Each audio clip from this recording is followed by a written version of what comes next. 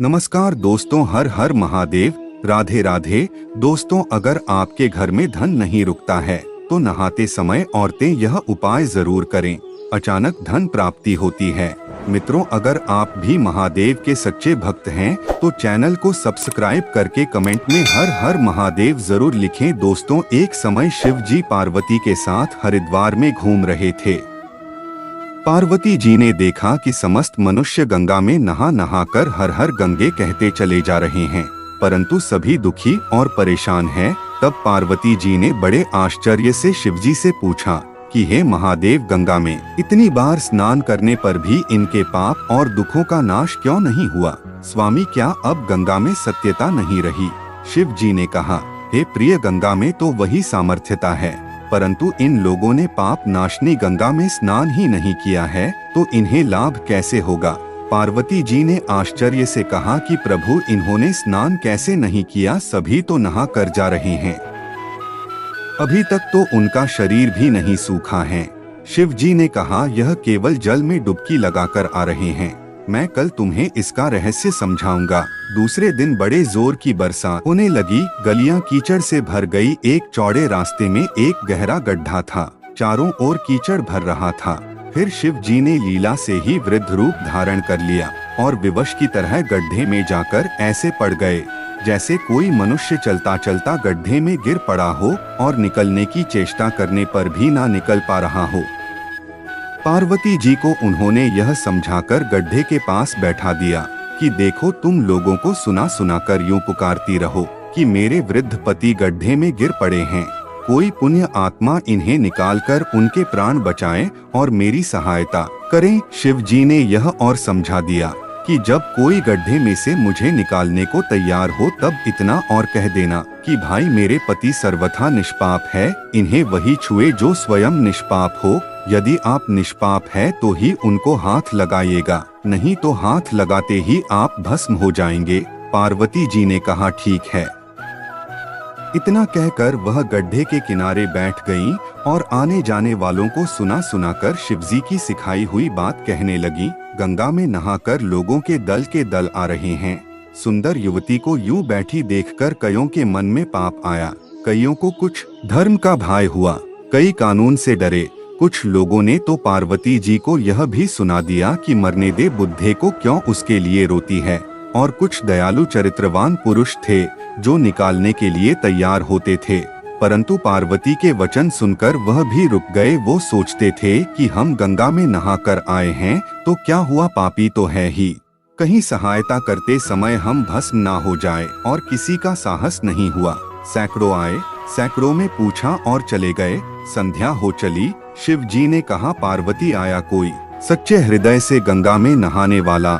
थोड़ी देर बाद एक जवान हाथ में लोटा लिए हर हर गंगे करता हुआ निकला। पार्वती ने उससे भी वही बात कही।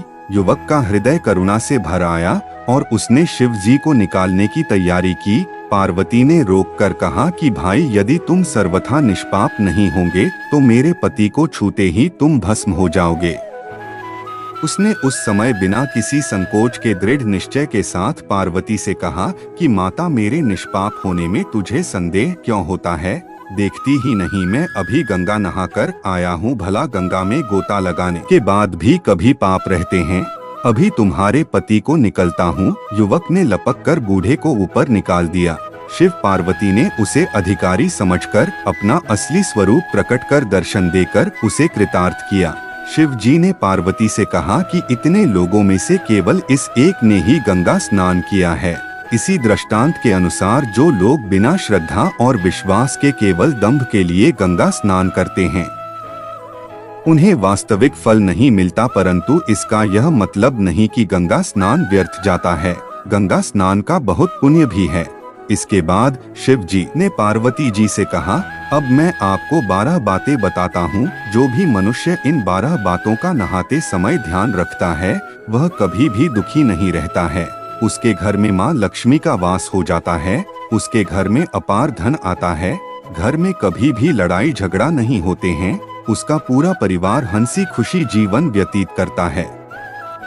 तब माता पार्वती ने कहा, हे भगवान, आप हमें यह 12 बातें बता दीजिए इसके बाद भगवान शिव उन बातों को बताना शुरू कर देते हैं और माता पार्वती बहुत ध्यान से सुनने लगती है। दोस्तों, यह 12 बातें आप लोग भी बिल्कुल ध्यान से सुनो। इसके बाद भगवान शिव कहते हैं, हे प्रिय, यह 12 बातें बताने के बाद में आपको एक बात और बताऊंगा जो औरतों के लिए है। जो औरतें कपड़े खोलकर स्नान करती हैं, उनके लिए यह बात बहुत ही महत्वपूर्ण है।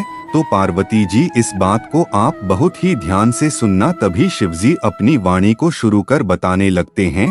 दोस्तों, शिवजी कहते हैं, स्नान करने से शरीर निरोगी रहता है और मन प्रसन्न रहता है। नहाने से चेहरे की क्रांति और शारीरिक आकर्षण में भी बढ़ोतरी होती है। अगर इस नित्य कर्म के दौरान कुछ बातों का ध्यान रखा जाए तो आध्यात्मिक से भी ज्यादा लाभ पाया जा सकता है। नहाने के क्रम में इन बातों का ख्याल जरूर रखा जाना चाहिए। अब मैं उन बातों के बारे में बताने जा रहा हूँ। प्रिय, आप इन बातों को बिल्कुल ध्यान से सुनना। नंबर 1, स्नान करने के बाद लोग शुद्ध होकर पूजा पाठ आदि सारे काम करने के योग्य बनते हैं, इसलिए सुबह को ही स्नान कर लेना चाहिए। नंबर 2, शास्त्रों में कहा गया है कि स्नान करने से 10 गुना ज्यादा की प्राप्ति होती है। रूप, तेज, बल, पवित्रता, आयु, आरोग्य, निर्लोकता, तप और मेधा। नंबर 3, लक्ष्मी, धन, पुष्टि, आरोग्य और स्वास्थ्य चाहने वालों को हर मौसम में और हर दिन स्नान करना चाहिए। नंबर 4, शास्त्रों में कहा गया है कि सुबह स्नान करने से पाप का नाश होता है और पुण्य मिलता है। ऐसा कहा गया है कि सुबह नहाने वालों के पास नकारात्मक शक्तियां नहीं भटकती, इसीलिए सुबह स्नान करना ही उचित है। नंबर 5, बीमारी की हालत में सर के नीचे से ही स्नान करना चाहिए। गीले कपड़े से शरीर को पोंछ लेना एक तरह का स्नान ही कहा गया है। नंबर 6, सुबह की लालिमा आने से पहले ही स्नान कर लेना श्रेष्ठ माना गया है। नंबर 7, तेल लगाकर और देह को मलमल कर नदी में नहाना मना है। इसकी जगह नदी से बाहर निकालकर तट पर ही शरीर साफ करके नदी में डुबकी लगाना ही उचित है।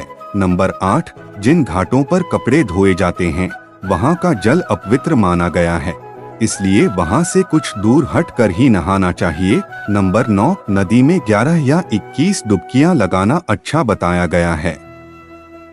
नंबर 10, पवित्र नदियों में कपड़े निचोड़ने की मनाही है। नदी में किसी तरह की गंदगी नहीं बहनी चाहिए। नंबर 11, नल की तुलना में झरने का पानी, झरने से ज्यादा नदी का पानी, नदी के पानी से किसी तीर्थ का जल, तीर्थ के जल से गंगा जल अधिक श्रेष्ठ माना गया है।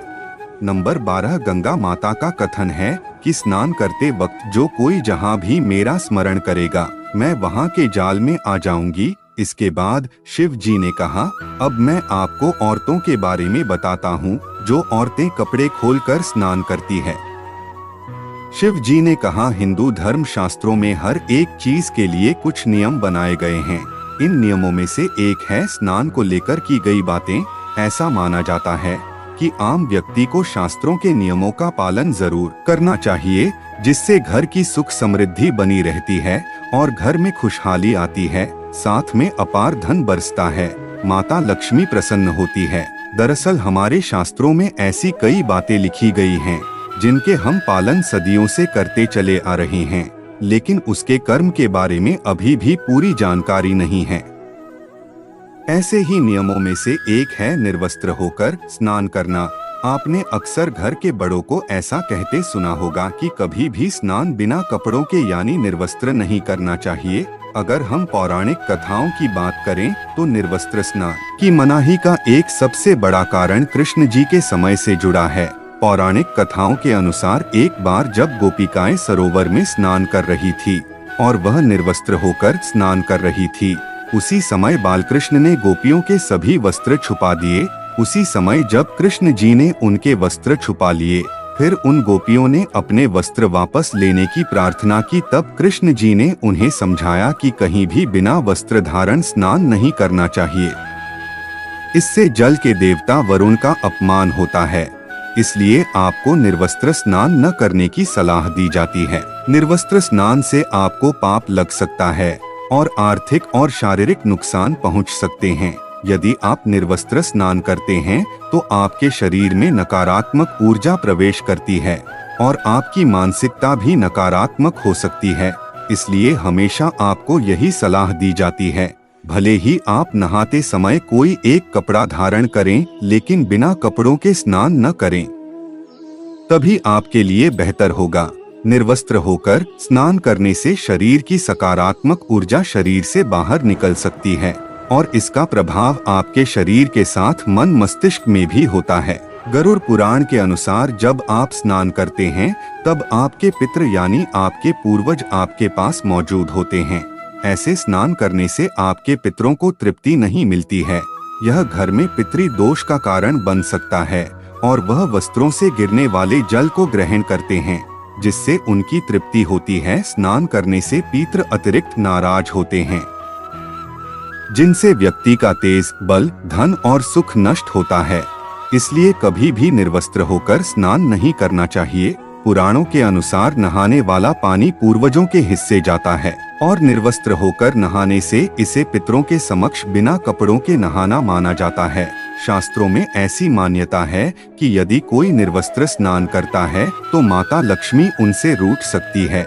इससे आपकी कुंडली में धन हानि के योग बन सकते हैं और आपकी आर्थिक स्थिति खराब हो सकती है।